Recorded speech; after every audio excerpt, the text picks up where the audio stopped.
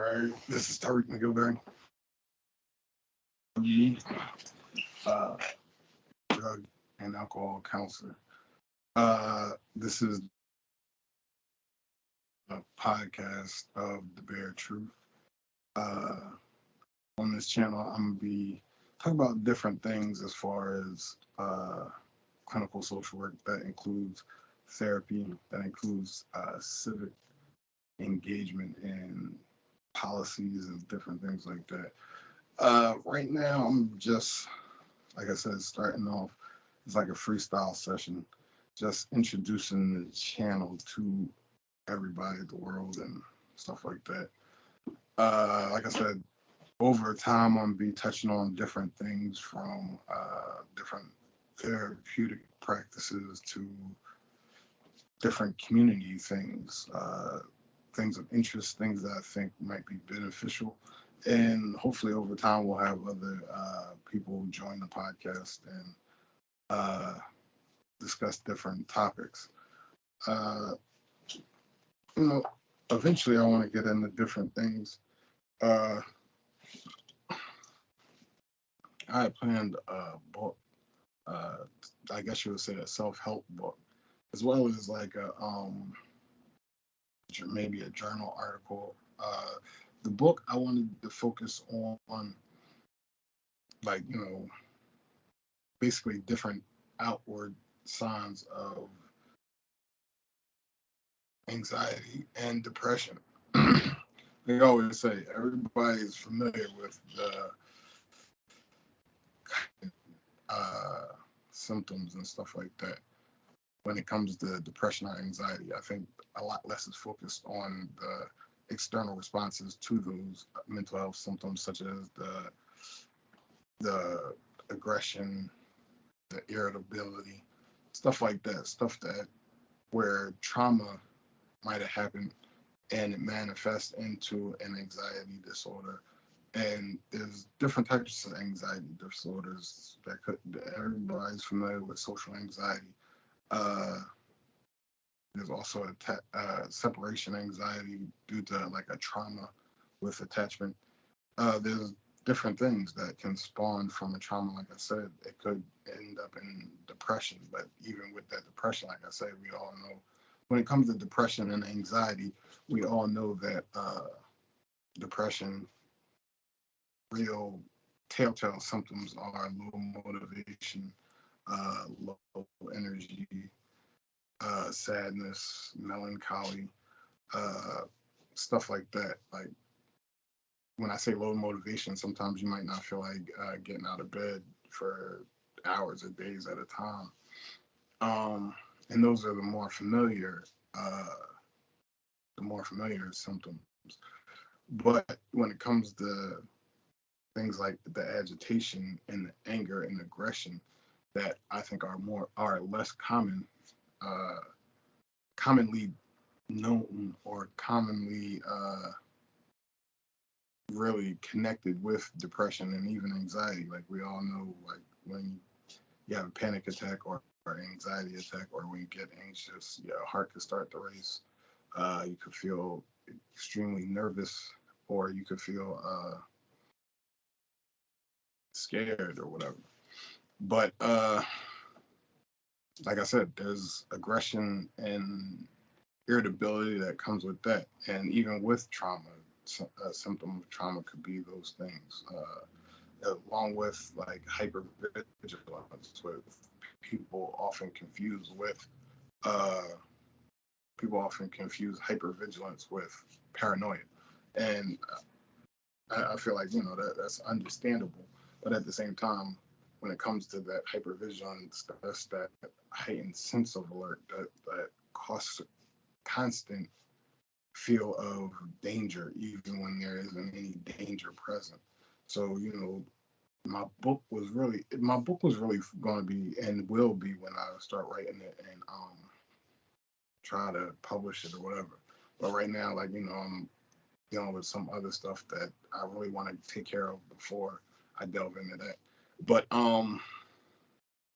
like I said, it's really focused on not just trauma, but outward external responses to different things that manifest, like a conduct disorder in children or other personality disorders like borderline personality disorder from a attachment trauma,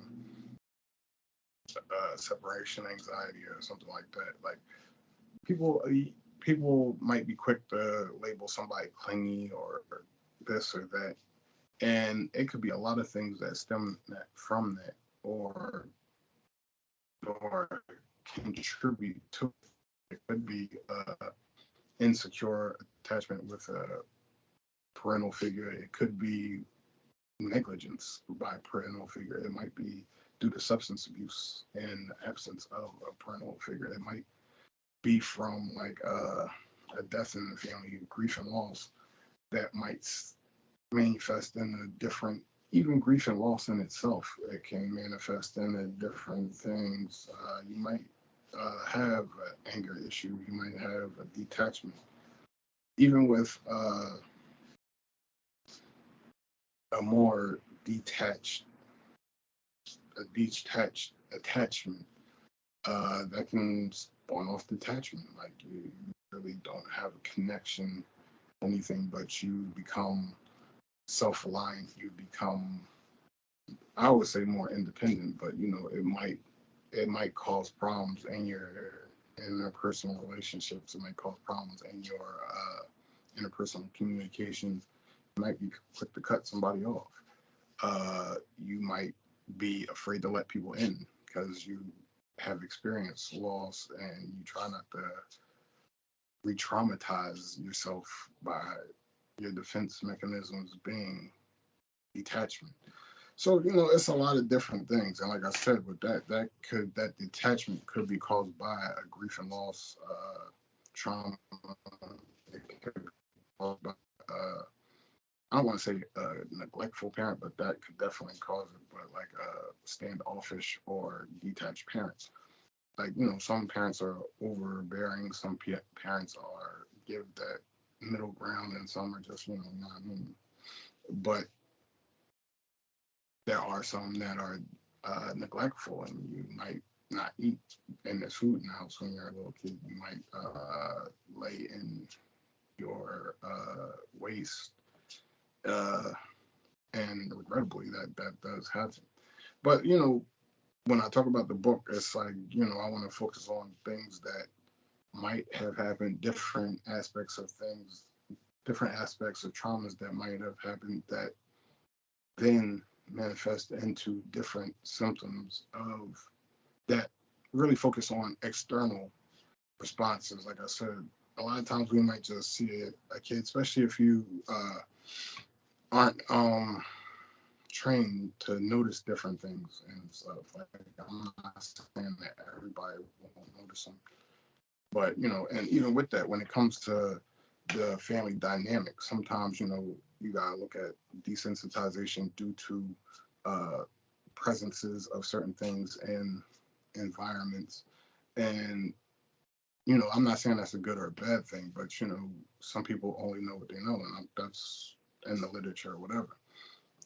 And when I say that, I don't mean it in a bad way. It's just like sometimes that creates a repeated pattern. Now, if you're in a household where, and this is nothing new, but this is new to my channel.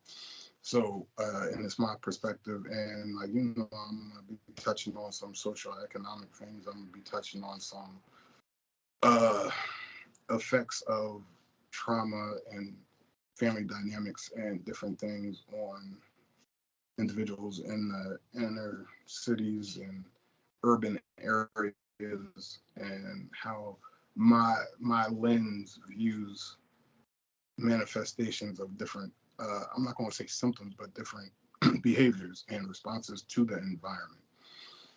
So like I was saying, like it could be different things that manifest in different ways. I've said most of this week, like you might have, and this is in the literature too, but like I can explain it. You might have three people that all are in the same situation, and it might cause a trauma response in 2 out of 3 people. like the first person might just write it off. It might be familiar to them. It might not come across to their psyche like a trauma. Their psyche, their brain chemistry might not be changed by the event. And then you might have another person who, and well, let's add a fourth. Uh, 3 out of 4 might, view or experience the event as a traumatic event. One might develop anxiety. Another might develop anger management issues, and another might uh, develop depression. Another, a fifth, if we go with the fifth, might develop post-traumatic stress. Like even with, I read the example of a car accident. Some people might experience a car accident and walk away unscathed. Some might walk away with an increased anxiety or a phobia to drive, ride in cars, be behind the wheel, or even ride in the front seat. They might prefer taking public transportation. They might prefer walking because, like, that trauma of the car accident has now created that anxiety and fear in riding in cars or whatever. Somebody might be in a car accident. They might lose an arm, leg, arm, head. Or they might lose a loved one, or they might have experienced a different type of trauma in that. And one of the responses to grief and loss could be anger. Like, I know there's stages of grief and loss, and anger could be a part of it, and that might develop into an ongoing anger issue. But it could just be full-blown post-traumatic stress, where now you're reliving the event on occasions when triggered, or you might be hyper vigilant behind the wheel. Like, I always point to, like, when you're riding in the passenger seat and you got the invisible brake pedal and you're sitting there pressing against the floor. The person driving might not even notice, but you're pressing on the floor, you're gripping the center console and stuff like that. Now, I'm joking when I say that, but there might be some more traumatic responses to that situation. But like I'm saying, like, it's, when it comes to mental health, a lot of different things can spawn off. And I use that example with the 2 out of 3, 3 out of 4, because it's like just that one, even though it could be experienced by all individuals at different times or separately from each other, it could all have different responses to that trauma. And then, like, even like I said, with the grief and loss, like when it comes to grief and loss, like sometimes, and it could be like that with any trauma or any thing that manifests into a mental health diagnosis. Sometimes the root of the problem might not even look like the root of the problem or be acknowledged or conscious. You might not be conscious of this incident being the root of the problem. So when it comes to like grief and loss, like some people have some unresolved grief issues, and I've spoken with different people who had unresolved grief and loss issues in their childhood, and as they grew older and older, they never resolved these traumas. And again, sometimes it spawns into substance abuse for self-medicating, and still the people aren't connecting to or conscious of what they're trying to escape until they talk to a clinician or a therapist or a psychologist or something like that. And you really pinpoint that. And sometimes it can develop into anger issues, but again, that might be like unconscious, because it might seem like, oh, everybody's saying, like, when as a clinician, I might ask the client, well, what would other people say about your anger? Because some people are referred to counseling or therapy after an incident, or after, to prevent their family from breaking out, or to prevent punitive damages or whatever. And then I might ask them, like, so what brings you into therapy? And then they might be like, well, man, people say, like, I mean, I fly off the handle, or they say that I got it. And then and they might say, like, but I don't believe that. I think I'm all right. I think, I mean, every once in a while people get on my nerves. Or they may say, like, every once in a while, like, I just drink until it's numb. I might just get high until I escape my problems.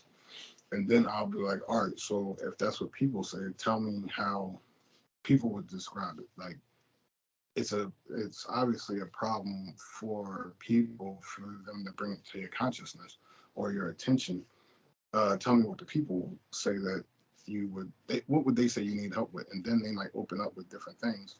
And then they might get, or it might be completely different. Like, I've had different sessions where people are going through their problems and they might come across something and just come across something. And that happens a lot. That happens a lot during therapy. Like, you are trying to pinpoint different things, and just in the conversation something might come up and it's like, okay, wait, right there, uh let's explore that. And as you're exploring and they're opening up, like I said, like, we might be talking about anger management, and as the individual opens up, they might be harboring some feelings of loss. They might be harboring some feelings of anger due to the loss. They might be harboring different feelings, but it leads back to that grief and loss, and that's not even in their conscious. And it might be like 7 different things that they want to work on, but over a course of time, or maybe sometimes right away, it is red flags pop up and different things through a clinician's lens that I can see. It'll be like, okay, that stems from this, that is connected. Oh, okay, so everything's leading back to this. And even with that, even with the grief and loss, with the traumas and stuff like that, and even the anger issues and substance abuse, like, I'm not saying all substance abuse stems from trauma, even though majority of people that use substances have experienced some trauma in their life. Now, like I said, that's a different matter all in itself, and that's something I'll probably delve into, because when you look at what people in the field determine as adverse childhood experiences, which is the ACEs, in some environments, it's not going to seem like a trauma. It's going to be like, that, homie, that's every day. Like, what did you talk about? That ain't a trauma. But when you look at different things, it can spawn into different things, even as, like I'm saying, even in the homie, that's every day. Homie, yeah, man, that's every day. Like, I don't even know what you mean. That ain't even nothing. I face harsher realities than that. That ain't nothing.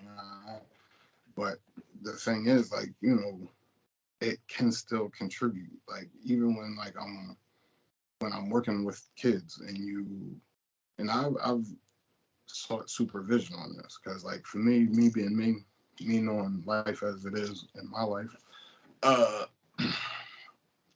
I try to, I have, at times I have to use a kid's gloves. I've developed diplomacy and what I call tree hugging. But, like, sometimes you have to walk on eggshells, like, because, you know what it is, like, yo. But, so you go into a situation and you are familiar with the situation, but you're there as a professional. But as somebody familiar with the situation, it's like I said, I'm doing child therapy. So as a therapist, I'm coming in and I'm working with the child. But if I'm working with a child, the first thing I'm gonna do is just like working with somebody who has that grief and loss issue, or somebody who has that substance abuse issue.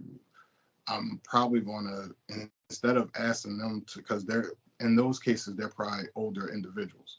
But kids, it's like, all right, so let me first find out collateral information from the caregiver. Let me find out what they would feel or they think is the primary problem, or the presenting problem, or the situation that they feel needs to be resolved.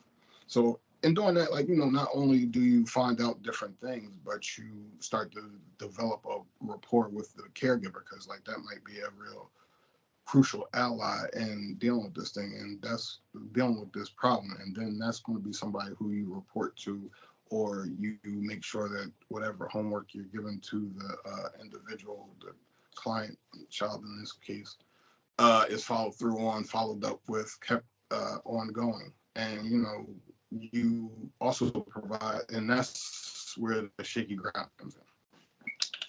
That's where the shaky ground comes in, because it's like, it's one thing to be like, all right, these are the interventions I implemented. Because like, when it came to child therapy or family therapy, a lot of times with direct direct interactions with the child, and collateral with the parent, not simultaneous family therapy, but the child therapy, I really use an integrated approach of like, behavioral therapy, cognitive behavioral therapy, and then play therapy.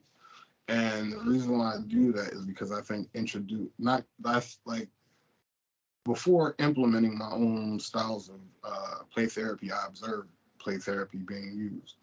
And in that setting, I seen the child really engage, really enjoy engaging, and also learn to change behavior without, like, subconsciously, without really noticing, like, so, and observing that, like, when it was time for me to implement it, I was already versed, and then I had studied some stuff and was able to really understand the benefits, and then different techniques. And when I say techniques, like, sometimes it's just simple games like chess or the freeze game and stuff like that.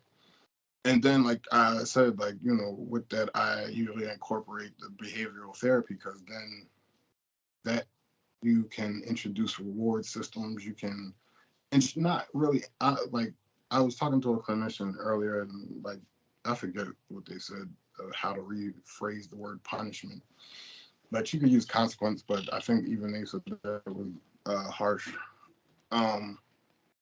But I like to incorporate the behavioral, because the even whether it's like, all right, so in like one case, I was working with the individual, I and I was helping them with their homework, and I was helping them, and basically they had problems staying focused, and then they had problems acting out in impulse problems. So like at first it might took like 3 hours, and I might have only had like 2 hours to work with them. So it might have took like 3 hours for the child to get the work done. And like, it was evident that the kid knew the work, but he liked to play more, or he used, and like, if wind blew through the room, he would use that as an excuse to get distracted and do whatever. So when I started incorporating not only the play therapy, but the behavioral therapy, the kid started doing his homework in like 15 minutes, and literally 15 minutes. And what I did was I made it like a competition. I made it like a competition game, and then I had like a promise of a reward at the end if the kid could win the competition. Now, like, depending on how you spin what I did, like, I wasn't gambling with the kid or doing different things negative. But as an adult, like, I know what I'm doing, so it's not like you're gonna win. So if like, and I'm not saying that in a bad way. I'm saying that in a humorous way. But at the same time, like, if I'm like, saying like, if you beat me at finishing these math problems, I'll give you $100. And I'm a master's grad. I think I can handle some third grade homework. So even if I give them a head start, and truth be told, I was pretty good at math. So I don't think there's any way he's going to beat me anyway. But I joke when I say that. But still, it made it a game for him. He was able to focus, like, he through, like I said, 15 minutes, and it was very little distractions, and it was like a race competition. So like, he was, anytime the wind would blow, a dog could knock over a Christmas tree, and I don't think it would have broke the kid's concentration, because it was a fun game. Plus, he was trying to get that. I don't remember how much or what the reward was, but I just said it like $100. but he was trying to get that reward. So like, he was focused. He knocked his homework out. We were able to go do some other play therapy that taught different things. So I incorporated that, and like I said, in different times. Like if it was just strictly play therapy, then like I'm saying, like it's different ways to use different games where you can, like, all right, so if you're playing checkers, every time it's your turn to play, all right, your turn to take a turn, you gotta say something about yourself in order to take your turn, and that might work as an icebreaker. And then as you get to know each other, you build that rapport, and then it's easier to open up.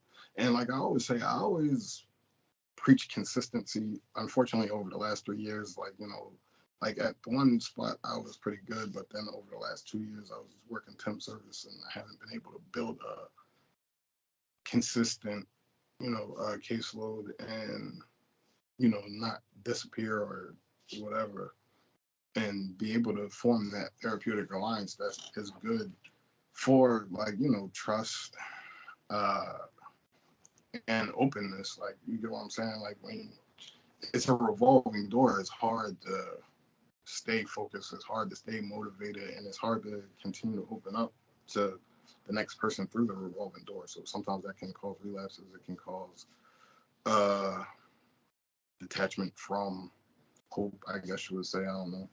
I know how I would say it, but I'm trying to, what I mean. But other than that, like, it's just different approaches. And like I said, it's different things that stem from different events. And even with the individual I was working with, like, that's what I was getting to. So like, I'm not going to say it was them. That was just an example. But like I'm saying, when you're dealing with a child in child therapy, but you also got to get collateral from a caregiver or a guardian or the parent or whatever, sister, whoever has guardianship, it might come a time where you notice, like, all right, so some of the problem is you. And I joke when I say that, but like, and like I said, so, like, on the real everyday life tip, it's like, all right, well, this is familiar behavior, and this is what people live through, and it's not a big deal. But like, because in certain households, it's known for get right, and you know what I'm saying.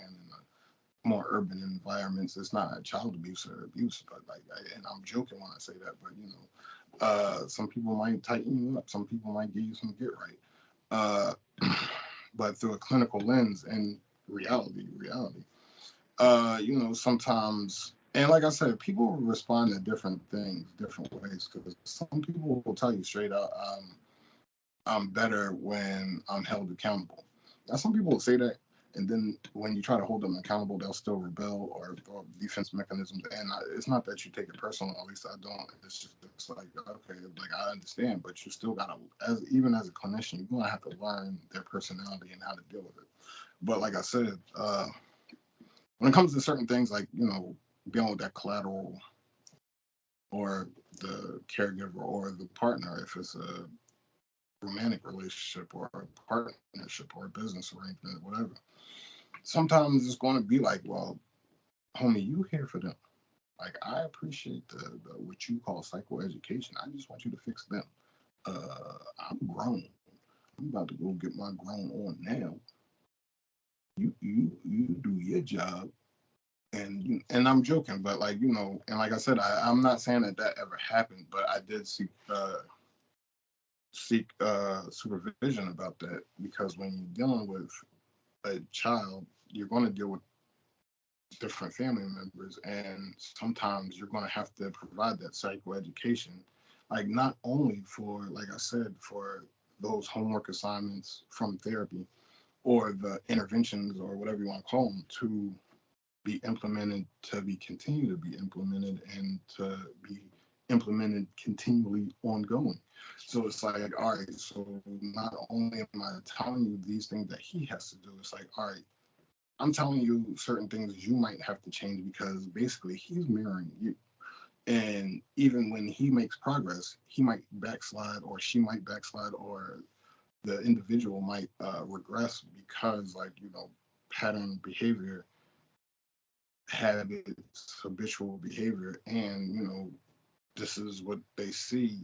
It's learning theory, or whatever you want to call it. Like, so through observation, like, yeah, I know you might not, as the parent, get into trouble, and as a parent, how to behave, and you know how to do things, you know how to get your job done, and you handle your business, you deserve to get love.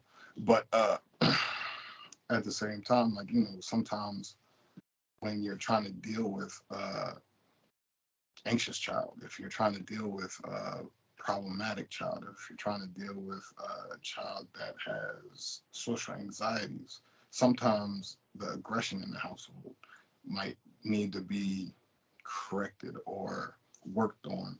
Sometimes the attachment issues might be worked on, need to be worked on. And it's good to have that attachment with the therapist, but the attachment you work on through the therapeutic alliance and different things with the therapist has to be carried on through the rest of your life, and how you engage with others. And like I said, everybody has a different individual personality, and you're never going to be able to control anybody in most cases. But at the same time, you're going to have to interact with a large amount of individuals, but you still, like we say, modeling, not just modeling, but coaching and showing through example and doing different things as somebody that, especially for a kid that's developing and learning different behaviors.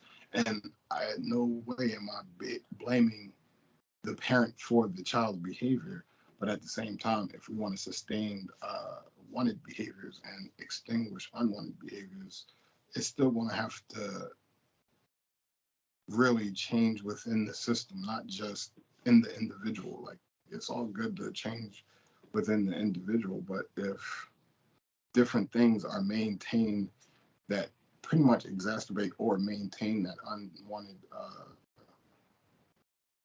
attitude or behavior or fear, because like I said, when a child is exhibiting anxiety or fear and a parent is aggressive, that might, you know, continue to exacerbate that, because, I could work with the person on fear and anxiety, but then once somebody shows up, Uncle Jimmy, that's the guardian, shows up, and they get tense, or they start shaking, if they knock over a chess piece or something like that, or they flinch, like, and Jimmy don't hit him or nothing like that. Jimmy might hit him, but Jimmy don't hit him.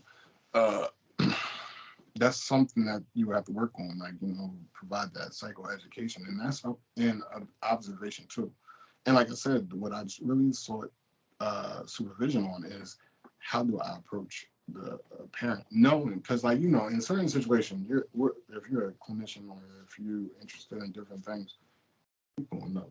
You're gonna know who's gonna give you that look. I love you to death. You my man. You my man. But you here for Junior.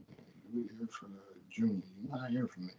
I handle my job, and yeah, I drink my, I mean, I smoke my ports, but you here for Junior. I curse all day long. That ain't a problem. Like, you leave me alone and you fix Junior getting in trouble at school.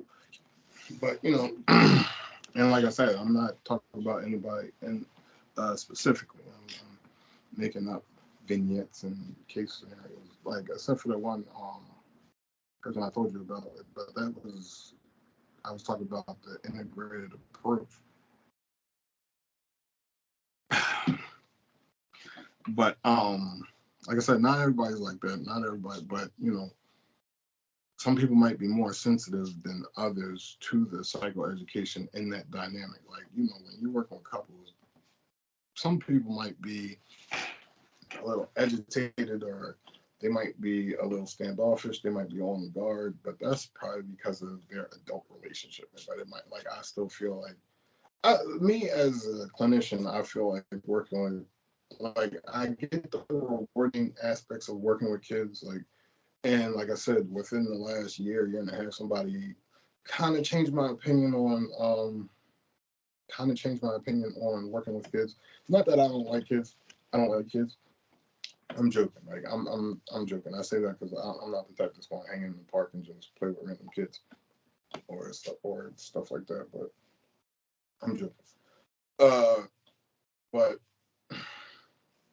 somebody changed my perspective on that, because my perspective was, you know, adults are fully developed, so, and have, most adults have a capacity to change behavior, a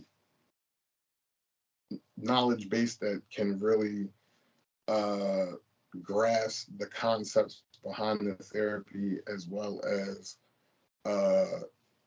how to implement the intervention. So, like, you know, in my opinion, it's like adults can cognitively process the psychotherapy better than a kid. But at the same time, somebody told me, like, you know, kids are still developing, and it's easier to probably prevent behaviors than change behaviors, and it's probably easier to help shape them into socially healthy, or pro-social adults, or young adults, or teenagers. So with that perspective, I'm out, and my logical brain is like, yeah, I get what you're saying. Like, you know, they don't even have all the bad habits that have become habitual. And like, I would equate that to smoking cigarettes. Like, and I say that because, like, you know, for most people that smoke cigarettes, like, you know, if you try to quit once, twice, whatever, like, you know, everybody will tell you it's kind of hell to quit smoking. So, like, you know, as an adult, it might be very difficult, extremely difficult, to change a behavior that you've grown accustomed to, a pattern to, unconscious of, because it's your go-to, it's a defense mechanism. It's like bam, boom, A plus B equals C, Pythagorean theorem. So antecedent, an event occurs, behavior happens, the consequence results, or whatever. So, you know, with that knowledge, like, you know, I still feel like, yeah, I mean, I'd rather work with adults, or couples, or, you know, families minus the kids, so couples. I'm joking. But I don't know, like, it's weird for me, because, like, you know, as a individual with lived experience, I never thought I would be here. I never thought that I would be a therapist. I never thought that I'd be interested in a lot of the things I'm interested as an adult. I'm not even going to get into all that. Like, I might touch on that at a future date. But with all that said, like, when I wanted to get a lot of certifications, just because of ambition, and just having that deeper knowledge and stuff like that. Like, school was great. Like, I felt like my schools prepared me well. But at the same time, I felt like getting certified in specialties would give me knowledge base, and, like, not just a knowledge base, but maybe a second story on that foundation in different subjects. So when I went, and the first certification I got was the drug and alcohol certification over here. I don't know if you can see my fingers. It's like, but it's the one that's right here. And like I said, I never thought that. Like, I always thought I would be good at general therapy, or enjoy general therapy, doing it. That's me a lot. But I guess, like, I never thought I'd want to be a drug and alcohol counselor, especially as somebody who has lived experience. Like, when you live in the experience, it's like, yeah, I mean, I don't ever want to change. I'm having fun there. I'm like, yeah, I mean. But, you know, when I'm in the life I'm now, and you see, like, yeah, I mean, it's not just the backdrop or whatever. It's really like, you know, anything's accomplishable. If I can do it, I ain't the smartest person in the world. Like, I'm super logical. I'm super, I don't know, left the right brain. I just read it the other day, but, like, you know, I'm very logical and rooted in just rational thought. but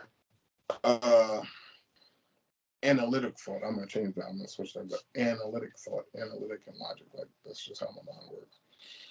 It's really stems from that detachment type stuff. Like I'm just really emotionally detached in most areas, but I'm very logical and analytical. And like that stems from different things. Again, I could get into that at a different time. But like I'm saying, I never thought that I would be a drug and alcohol counselor or have a specialty in drug and alcohol. But working in drug and alcohol with being able to leave the past behind and establish the present, it's like, like I said, anything's possible. And I believe, and not only do I believe it because of my experience, I believe it because of meeting people deep in their recovery from whatever. And that's a subject I'll touch on another base at another date. Because, like, for me, I believe that everybody's familiar with substance abuse recovery. If you're certain people, maybe somebody in the field, can you might be familiar with mental health recovery aspects of that. And I'm not going into that right now, but this will be a subject for another time. Right now, I'm just giving you an introduction.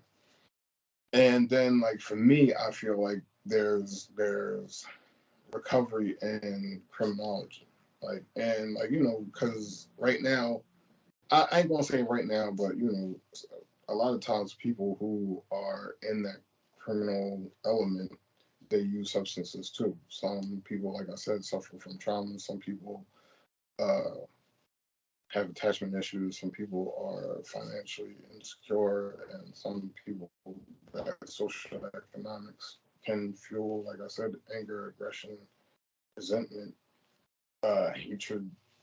Uh, if you want to say reverse racism, I don't know, or just flat out racism. That's why I said I don't know. However you want to define it, I don't know. But I'm not saying that for everybody. I'm not giving a wrong diagnosis, but at the same time, because, and I look at this because, like I'm saying, like you move past that. You move past, just like a person struggling with their recovery and substance abuse moves past it when they move past it, or somebody who stabilizes through different interventions and means. It might be housing first. It might just be different things. It might be homeostasis or equilibrium in the household that brings, like I said, it could be social economic. It could be a different vast things that you identify through whatever means you identify. I'm a therapist, so you will probably work on it with me in therapy. And you reach that point where it's like, okay, I'm feeling stronger. I'm feeling like I'm not invincible, but I know what path to take, and I feel strong basically. And like I said, I feel like that is in criminology too, because I've met a million people, especially since I'm gonna just say in the last 10 years, I've met a lot of people who have moved past their past, including the criminology portion of it. Now, I've met people that are just totally angered by my sentiment, but like not to be an ass, but like usually I can understand that because like you come from a different part of the hand to hand than somebody in criminology, and you might look at it like you have recovered from substance abuse and this is the only recovery because for so many years that's what it was considered. Like when support was introduced to me, it was introduced as uh, substance and mental health. Now at that point, that was the first time I ever heard, and this was just like I would say maybe 11 years ago. And I've been studying psychology for years past that. But this was the first, and when they presented the peer support to me, the peer support certification, I guess the peer support that's behind me, that was the real first certification. But that was before I was even in the field and had any degrees. But I was about to get my bachelor's degree. That's this one, the smaller degree. This is the master's. But anyway, um, so it was introduced to me in that aspect, like you recover from substance abuse and you can recover from mental health. And working in the field, I've been in the field nearly 9 years, and even I work with individuals with severe mental health that I don't want to say everybody gave up on, but I was told they were at the point of no return, and I guess out of 33, I would say about most of them probably were, but at the same time, I was able to help them. At least four to I think it was between 4 to 6 of them reintegrated into honestly population.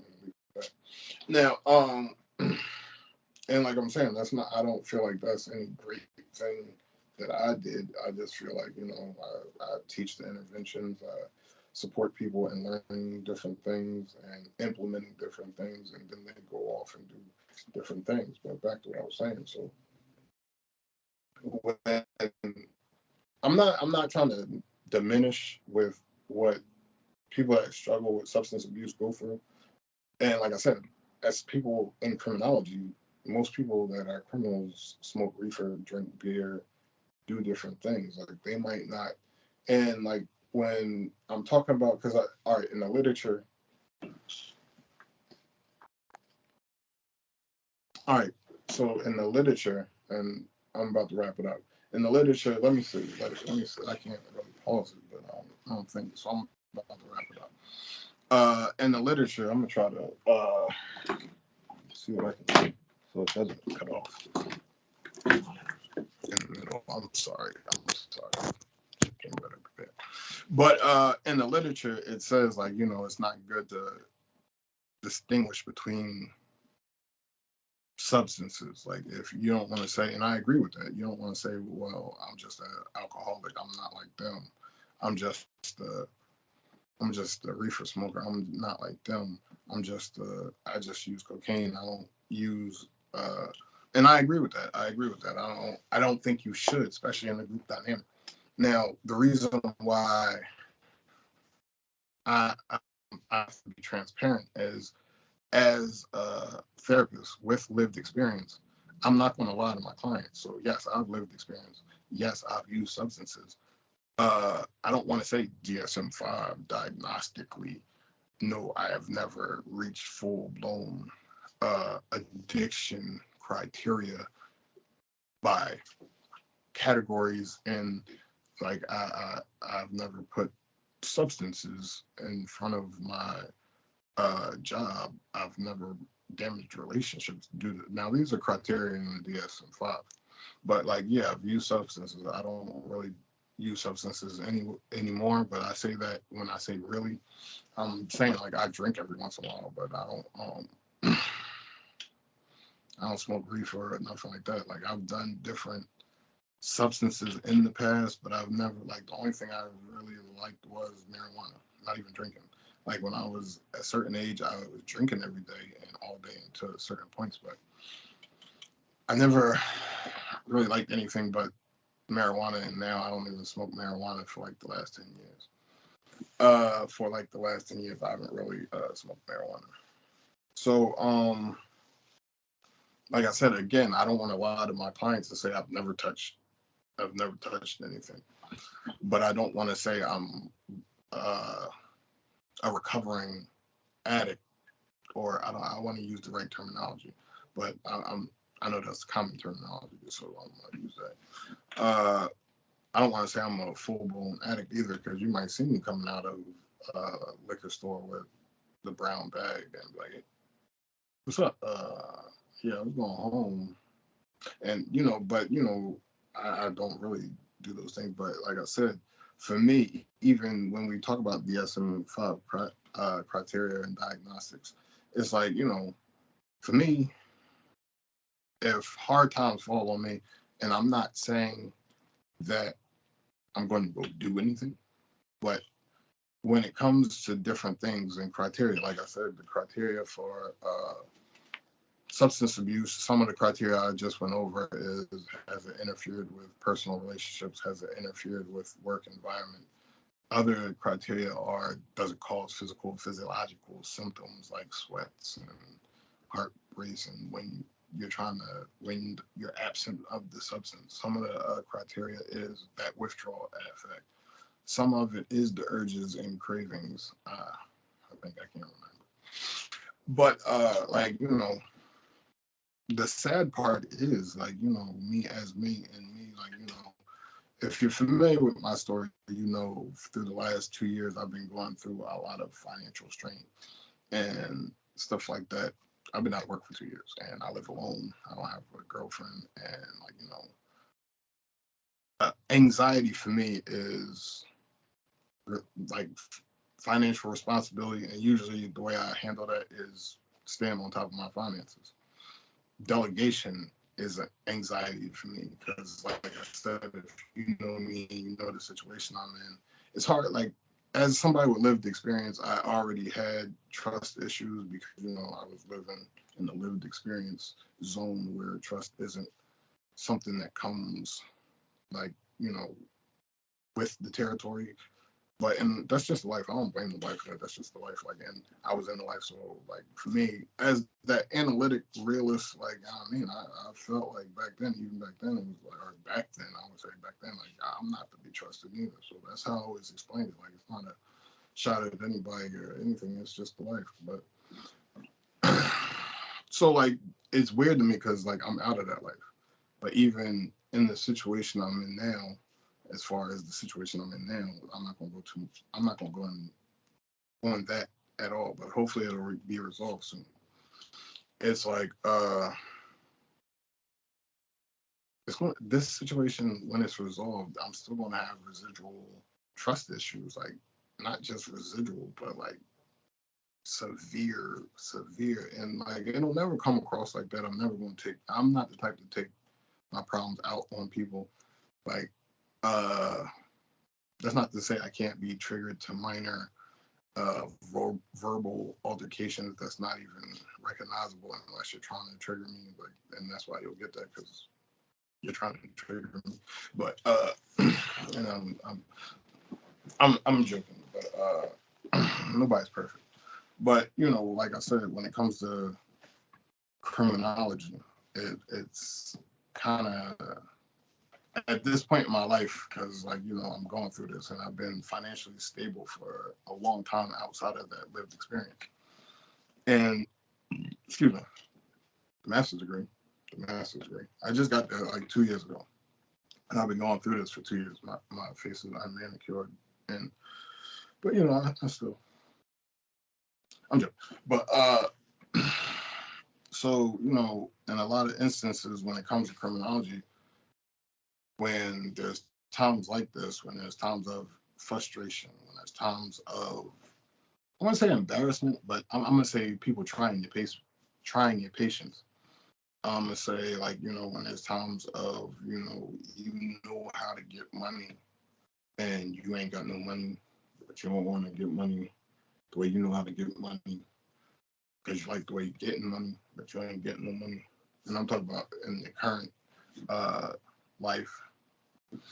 But that's when I equated to those urges and cravings, because it's like, all right, like I could just, and you hear that come out like I could just do this right quick and be, all right, and I could do that and be good. Like, I could do that and be real good, or I could just, and when I say that, some people will know exactly what I'm talking about. I don't know how many clinicians will, but I'm pretty sure most people in northeast urban environments will. I'm sure some in the southern and west coast would, but I don't know how many of them would be watching this. But over time, you might be watching this. I never thought I'd be watching stuff like this, and I watch stuff like this all day sometimes, depending on what I want to watch throughout the day. But like I'm saying, like, those urges and cravings, especially in times like hard times, like it's like you in recovery and then maybe grief and loss hit you, or you may be in recovery and a job loss hit you. Like, I'm not going to go to the bar. I'm not going to go hit the block. Not in that way. I'm gonna be tempted to do something to get money, but like at the same time, like, for me, it's more. I ain't gonna say it's more frustrating. For me, it's frustrating because not only do I have my master's in a clinical base for different things, including entrepreneurial goals, I see a lot of money out here. I see a lot of money on there, and I don't think that's a bad thing. I don't put money first before everything, but money keeps the lights on. I'm playing up at the light. If you can't tell, I'm playing up at the light. Money keeps the lights on. It keeps the bills paid. It keeps the phone on. It keeps food in the refrigerator. Right now, I ain't got no food in the refrigerator, but I just had a pizza because it was within the area. So. But like I said, when those times come up and you are down on your luck, and sometimes you might even feel like people are kicking you when you're down, and especially when you're used to a certain way of living. Like I like 10 years removed, 20 years removed, and I'm still moving. I got the hustle spirit. Got the period. Now I'm joking, but like like you see the hustle. You see the hustle, and this is only the academics. Like I'm trying to get these entrepreneurial jobs. I'm trying to switch the hustle. I'm trying to get my entrepreneurial flip on. I'm trying to get my re-up game in this entrepreneurial stuff. But this stagnant period, like I don't want to throw all that away doing something stupid. But like I'm saying, like as far as those urges, cravings, that those thoughts creeping in, like sometimes you'll talk to people and they say when I get bored, like those thoughts creep in, and I might have 3 months, I might have 3 years, I might have, you know what I mean? And at a certain point, like it might be easier to deal with those thoughts than at other points, like in your recovery. And in certain situations, people have said, like, isolation is a big trigger for me. Like I said, boredom and isolation are a combination for disaster. Some people say it's money burning a hole in their pocket, just having money. Like that's not really my problem because, like, I'm just leave it at that. But I know I say that because some people might probably think that, but it's like I've been spending a lot more money lately trying to invest in entrepreneurial goals, but I'm not seeing a return on those investments because like they're different situations that I'm not even trying to get to, like I'm saying. But I believe that in the future, all of these investments that I'm stockpiling will pay off. So I'm not really worried about that either. And the major investment, and like I said, I already know this will pay off. So that's the foundation right there. That's the key right there. So I just gotta ride it out and show not make any mistakes and not backslide, not self-sabotage. And I'll probably go in on that. Like I said, I'm about to wrap this up. But like I'm saying, I believe that even criminology, because of, like I said, like, sometimes jail is a major disruption in your day-to-day life. It threatens your family dynamic because, even when you go to jail, your children, if you have children or your family, like people say, if you go to jail, the whole family goes to jail. Which some people say if you go to jail, the whole community. It depends on how tied into the community you are. Like, don't just and I say that in my groups, like substance abuse don't just affect the person that is addicted to the substance. And like, I've had my own relationships, and that's another topic. Like, when we talk about that in my group, it's like you have to not only take in consideration your substance abuse, but you have to be more not just accountable, but you have to be more mindful of the traumas that you're causing uh, your family members and loved ones. And I use myself an example in that way because, like, self-disclosure can be a tool of psychoeducation and stuff like that. So it's like, I can remember times where I was ripping and running the streets, and this isn't my teenage years. This is a long time ago, but still, I still remember this stuff clearly. And coming in the back door, and like and I tell my group, it don't matter if it was 3 p.m. It don't matter if it was 3 a.m. because my people knew who I was, and I was out there ripping and running.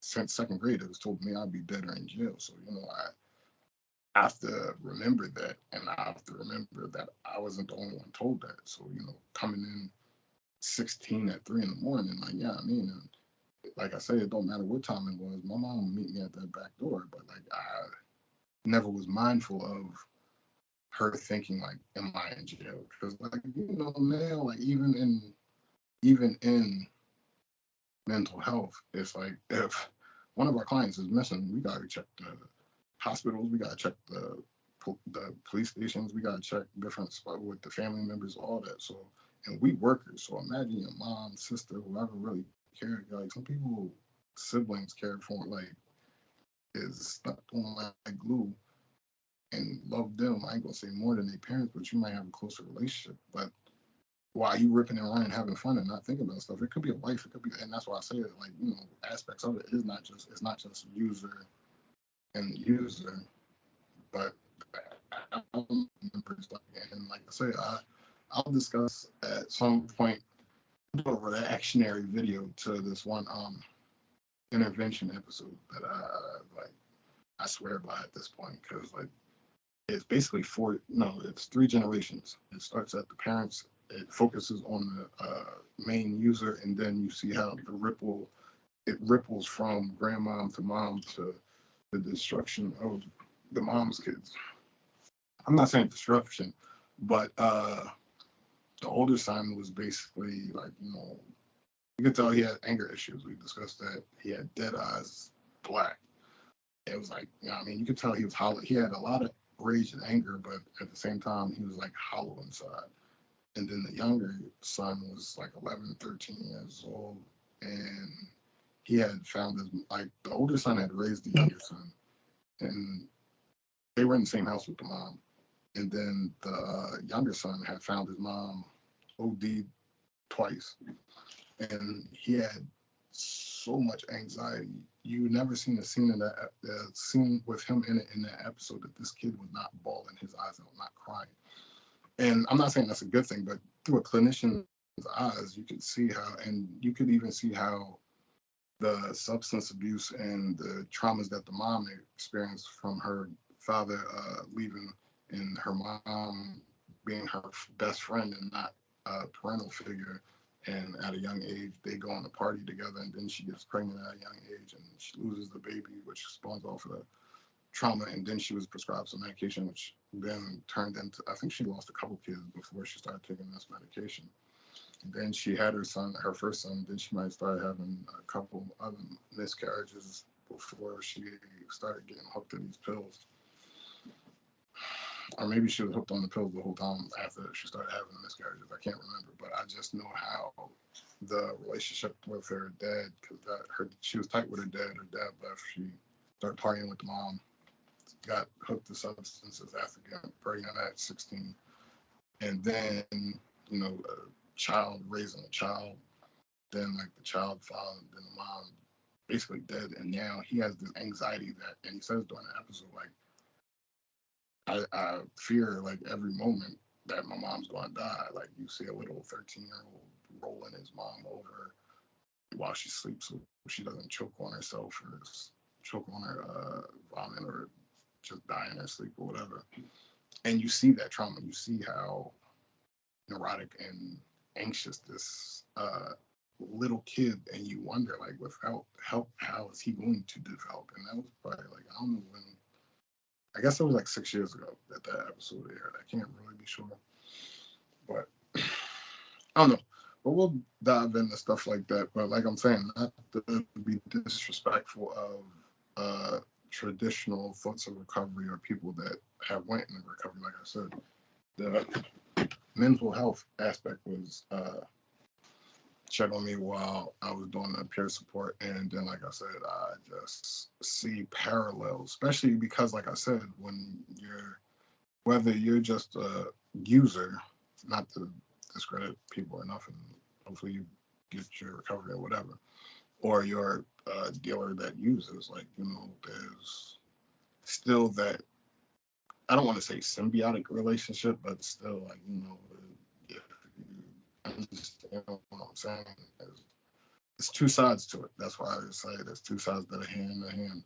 And then, like, you know, there's the handcuffs. And I say that because, you know, hand in hand is usually cop lingo or porter lingo or whatever, but it's still in that familiar story that leads to cuffs. So, and like I say, it's all in the same familiar story. Different viewpoints, different perspectives, different different, but still the same. You're going to hear the same stories, whether you on the block, whether you in jail or in a group. Like basically, it's just going to be a different perspective.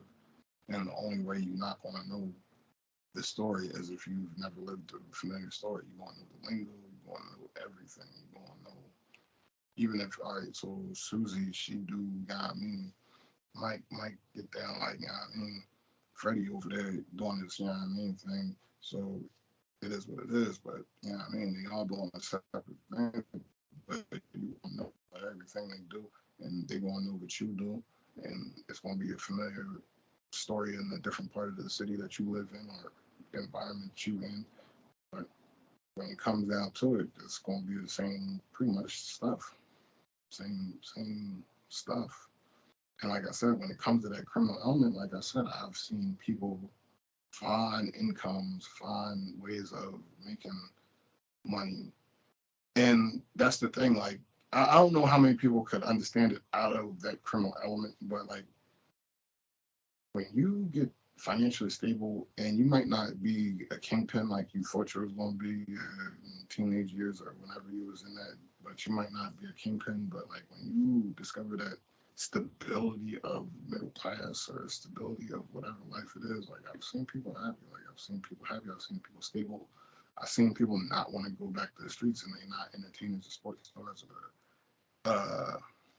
rappers or stuff like that. And I had no problem with that. I'm glad for those people. I'm stoked for those people. I'm happy for those people. But there's a reason why they call that the 1%. But it's good to see that, like, because without even recognizing it, you probably like I know in Philadelphia, like I'm calling Philadelphia a mom and pop city. So that's just I don't know what I mean. But that's me, like you know what I mean. So it's a city built on entrepreneurs. I think it's pretty commonly known as a blue collar city, like hard workers, middle class, lower middle class. It is the biggest poor city that's known, but fighters, strategizers, hustlers, and I don't mean in a negative way. Like when I say it's a mom and pop city, a city built on entrepreneurs, it's very. I'm trying to search for the right word, but like it's a very commerce driven city, even to be categorized as the biggest poorest city. But that's uh, poor cities, but it's definitely I would say a blue collar city where people enjoy. I'm not gonna say enjoy the grind, but they do grind, but they get their enjoyment in from the fruits of their labor, and they enjoy life and they enjoy family and they enjoy it. Like I was just thinking earlier today, and I'm not gonna hold back on this. Like I was in a couple projects, doing outreach. I was in a couple projects doing outreach. This was recently, and like what I like, because to me, like lived experience is not somewhere I haven't been. Like it's a different capacity or different reason I'm there now after like 20 years, 25, 30 years or whatever. I'm only 42. But still like I'm through my clinician's lens or community activist lens, I still see the pride. Like and I say that because like some people might want to be afraid of the projects and in most cases stay away from the project. I'm saying that because like you already know situations. I would just stay in the situations you feel familiar with. Now, having said that, like I was there doing what I was doing, nothing illegal because people like to throw dirt on my name. Sorry, I don't want to get into that. But if it seems like I'm beating around the bush, that's the reason. Uh, but like I'm saying, I was there and I still felt like and this is two different projects. One, it was I guess both times it was still the middle of the summer. I can't remember who. Both times, no, one it was the beginning of the summer. The last time it was late in the summer. I was in the projects around Grays Ferry and Passyunk, or Point Breeze and Passyunk, whatever, however you want to categorize it. And then the other one was over in Bartram Gardens. Now, I'm in the projects. Now, I didn't really I was there for a reason. I was there a couple times over around Pasadena. But one time I was trying to sell some t-shirts, another time I was there for a different reason. But, while I'm there, I'm still taking in, like, yeah, there's some stereotypical stuff going on, not much, but some. And they had, like, I'll say 6 rows of parking lots with housing and stuff like that between each one. I don't know how you would describe it. Basically, low risers. They had some high risers, but they had rows of low risers. And, like, people in every zone, it was like partying and cooking out and having a good time. And like it was still community, family oriented. Like I'm not suggesting you travel there if you're not familiar with there, because I don't.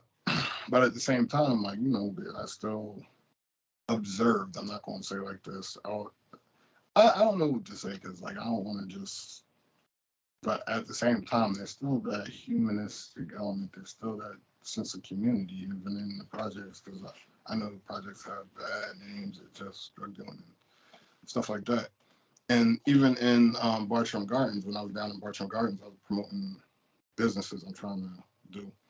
I had a conversation with a young man. He was out there getting ready to support his female with some exercises because she was involved in sports. So he was going to support her in that. And we got to talking, and it was a good conversation, short but good. And then he did the exercises for me. Well, not for me, but he did the exercises, and I watched, and his girl came out. But I talked to some other people in Bartram Gardens. Like I was saying, I was trying to promote different things. I was trying to promote at least 3 different things when I was out there. And I had a couple different conversations with people, and whether it was for like video production or a tattoo studio I'm trying to open, or I don't remember what else. But I was out there promoting. But I had some good conversations. I had some good, like I say, I don't want to just send people in the lines then under false pretenses, because like I said, this wasn't where I haven't been before, so it's not something that I'm real afraid of. And I know there's anxieties, like I'm saying, I'm not trying to give certain environments a black eye. I'm trying to prevent that, but at the same time, I'm not trying to lead you into situations you don't want to be in if you're not familiar with and don't know how to handle. So there's that. But I veered off, so it'll happen. Like I said, with another venture that I'm exploring, it'll get better over time. It'll be more polished over time. But at the same time, I enjoy these interactions with myself, or eventually the viewer. But hopefully over time, like the audience will grow. Like, comment, subscribe. This has been the Bear Facts podcast. Like I said, it's an introductory podcast, episode 1. Next week, I guess today is Thursday, we'll be back. The Bear Truth. I'm sorry, I don't know if I said the Bear Facts. The Bear Truth Clinical Check-In podcast. Episode